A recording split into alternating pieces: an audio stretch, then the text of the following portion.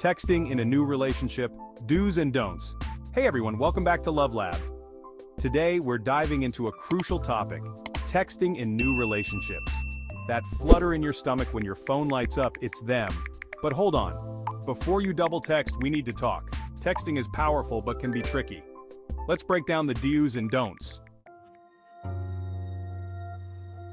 The power and peril of the tiny text.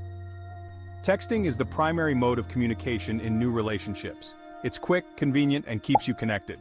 You can send a flirty message, share a funny meme, or just a quick thinking of you. It keeps the momentum going, but it can also lead to misunderstandings. What did they really mean by that? Understanding texting do's and don'ts is crucial. Let's dive into essential guidelines to avoid pitfalls. Mastering this is like having cheat codes to relationship success. Crystal clear communication. Clarity is key in new relationships. Miscommunication can easily happen through text. Be clear and direct in your messages. Avoid being vague or sending mixed signals. Say, "I can't wait to see you this weekend." Clarity shows confidence and prevents confusion. Confidence is attractive. Keep it light, keep it bright. In the early stages, keep things light and positive. Remember, this should be fun. Texting should be enjoyable, not stressful. Share funny stories, lighthearted jokes, and positive affirmations. Create a positive association with your messages. Who doesn't love a little dose of happiness? Keep the tone upbeat and engaging. Avoid heavy topics early on.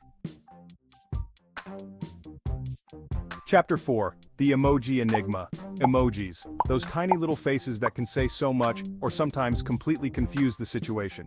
They can be a great way to add personality and emotion to your texts, especially when trying to convey tone. A well-placed smiley face, heart, or laughing emoji can help prevent your messages from being misinterpreted. However, moderation is key, don't overdo it. A message filled with emojis can come across as immature or insincere. Think about it, would you take a love letter seriously if it was written entirely in emojis? Probably not. Use them sparingly and make sure they enhance your message rather than detract from it. Remember, your words should be powerful enough to stand on their own. Chapter 5. The Art of Showing You Care. One of the best ways to keep a conversation going and build a connection is to show genuine interest in your partner's life. Remember, it's not all about you. Ask open-ended questions about their day, hobbies, or interests. This not only shows that you care, but also encourages them to share more with you. For example, instead of asking, "Did you have a good day?" try, "What was the highlight of your day?" This invites a more detailed and engaging response, and when they tell you, really listen. Remember those details because it shows you're paying attention and genuinely interested in their world. Chapter 6. Timing is everything. Timing is everything when it comes to texting. While it's important to stay in touch, it's equally important to respect each other's time and space. Think of it like this. You wouldn't barge into someone's office unannounced and expect them to drop everything for you, right? The same goes for texting. If you know your partner is at work or busy with something important, avoid bombarding them with messages. Send texts at appropriate times, and if you don't get an immediate response, be patient. Don't panic, don't overthink it, just give them the space to respond when they're able to. Constantly checking in or expecting instant replies can come across as needy or clingy, which can be a turnoff in the early stages of a relationship. Chapter 7. The Compliment Conundrum. Everyone loves a compliment, and texting is a great way to boost your partner's confidence. But here's the thing, a compliment only lands if it feels genuine.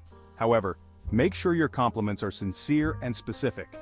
Instead of generic compliments like "you're beautiful," try something more personalized like "I love how your smile brightens up my day," or "you have the best laugh, it's so contagious." This shows that you're paying attention and genuinely appreciate them for who they are. And that, my friends, is how you make someone feel truly seen. Chapter 8. Setting the stage for love. In a new relationship, texting can set the tone for how you communicate in the future. It's like the first few pages of a book, setting the stage for the story to unfold.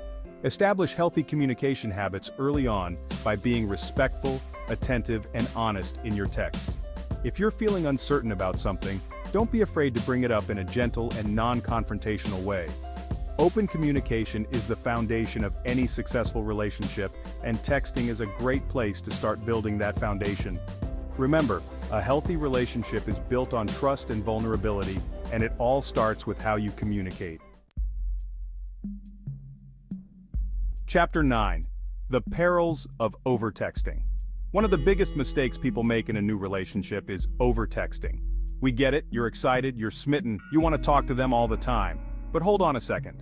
While it's natural to want to stay in touch, texting too frequently can come across as desperate or overwhelming. Imagine someone constantly knocking on your door, wanting to chat. You'd eventually want a break, right? Give your partner space to breathe, and don't feel the need to fill every moment with conversation. Remember, quality over quantity. It's better to have meaningful conversations rather than constant, shallow exchanges. Chapter 10. Ditch the games. In the early stages of a relationship, some people may be tempted to play games with texting, like waiting hours or days to reply to seem aloof or uninterested. This is where things get tricky, and trust me, I've seen it all. But here's the truth. These tactics can backfire and create unnecessary tension. Be authentic and straightforward in your communication. If you're genuinely busy, it's okay to take your time responding, but don't intentionally delay your replies just to create intrigue. Honesty and transparency are far more attractive than mind games. Remember, you're looking for a real connection, not to win a texting tournament. Chapter 11. Brevity is key. Texting is meant to be a quick and efficient form of communication, so avoid sending long, rambling messages. Think of it like a tweet, get to the point. If you have a lot to say, consider saving it for a phone call or in-person conversation. Long texts can be overwhelming and may even go unread. You don't want your message to get lost in a sea of text. Instead, keep your messages concise and to the point. If you find yourself typing out a novel, it might be a sign that the conversation would be better suited for a different medium. Chapter 12. Silence isn't always golden. Silence can be easily misinterpreted in a new relationship, especially when it comes to texting. If your partner doesn't respond immediately, don't jump to conclusions or assume the worst. Remember, they have a life outside of their phone. They may be busy, distracted, or simply need some time to themselves. Avoid sending follow-up messages asking if they're mad or ignoring you. Trust that they'll get back to you when they can, and try not to read too much into periods of silence. Overthinking is a trap. Don't fall into it. Chapter 13. Beyond the text. While texting is convenient, it shouldn't be the primary mode of communication in a new relationship. Remember, real life happens offline. Important conversations such as defining the relationship, discussing feelings, or addressing conflicts should be done in person or over the phone. Texting can be easily misinterpreted, and tone or intent may not always come across as intended. You don't want to accidentally start a fight over a misplaced emoji. Use texting for light, fun conversations and save the deeper discussions for face-to-face interactions. Chapter 14. Intimacy takes more than texts. Building intimacy in a new relationship requires more than just texting. While texting can help maintain a connection, it shouldn't be the only way you interact with your partner. Think about it. Would you rather read about a romantic dinner or experience it firsthand? Make an effort to spend quality time together in person, engage in meaningful conversations, and share experiences that deepen your bond. Texting should complement your relationship, not replace real-life interactions. Chapter 15. Confrontation-free zone? Not quite. Texting can sometimes be a tempting way to avoid confrontation or difficult conversations. It feels easier, safer, right? But here's the thing. Addressing issues through text can lead to misunderstandings and escalate conflicts.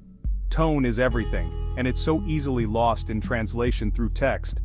If something is bothering you, it's better to discuss it in person or over the phone, where you can communicate more effectively and avoid unnecessary drama.